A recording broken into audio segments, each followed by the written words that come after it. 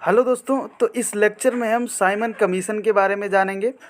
जैसा कि आप सभी को पता है, काफ़ी ज़्यादा इम्पॉर्टेंट है, तो आप 2 से 3 मिनट हमारे साथ बने रहिए और उसमें हम आपको समझा देंगे अच्छी तरीके से कि आखिर साइमन कमीशन क्या था, इसका विरोध क्यों किया जा रहा था। तो चलिए देखते हैं।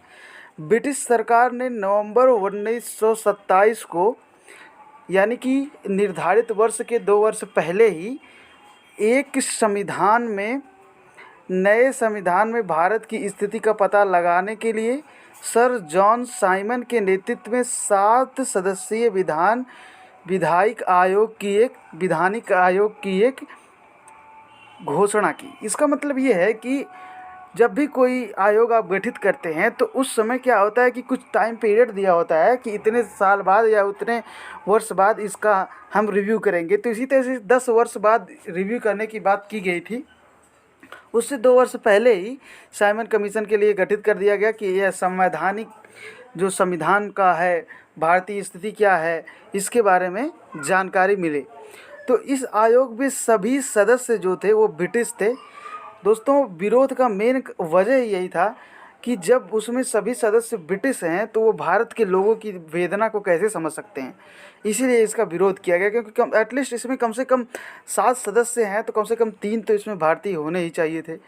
तो इसलिए सभी दलों ने इसका बहिष्कार किया और आयोग ने 1930 में अपनी रिपोर्ट पेश की तथा द्वैध शासन प्रणाली। अब द्वैध शासन प्रणाली क्या होती है? द्वैध शासन प्रणाली जहाँ पर दो हों, जैसे कि अभी इस समय अगर एग्जाम्पल दें तो जैसे स्टेट हो गया और सेंटर हो गया, तो द्वैध शासन प्रणाली।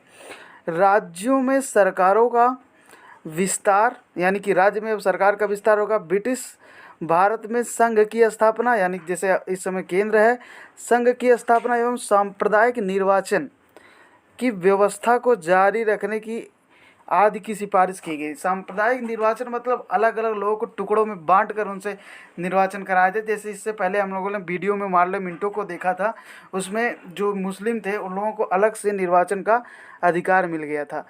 तो वही इसमें कह रहा है कि इसको आगे तक जारी रखा जाए। आयोग के प्रस्तावों पर विचार करने के लिए ब्रिटिश सरकार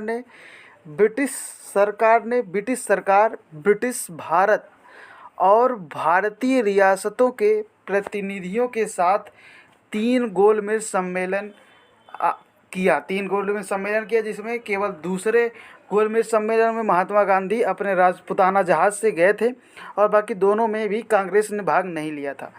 और डॉक्टर भीमराव अम्बेडकर एकमात्र ऐसे भारतीय थे जिन्होंने तीनों गोलमेज सम्मेलन में भाग लिया था। ये बात आपको ध्यान में रखनी है। तो इस सम्मेलन में हुए चर्चा के आधार पर संवैधानिक सुधारों पर श्वेत पत्र तैयार किया गया।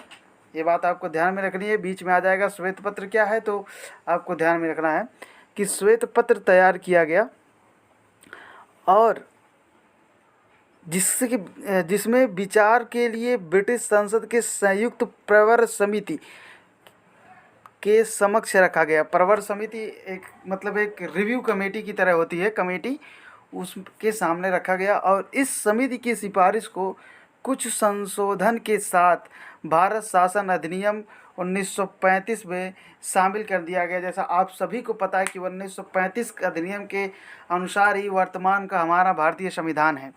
तो 1935 का अधिनियम है, नेक्स्ट लेक्चर में देखेंगे। Thank you so much for watching this video, और अगर आपको पसंद आया हो तो चैनल को सब्सक्राइब ज़रूर करें। Thank you so much.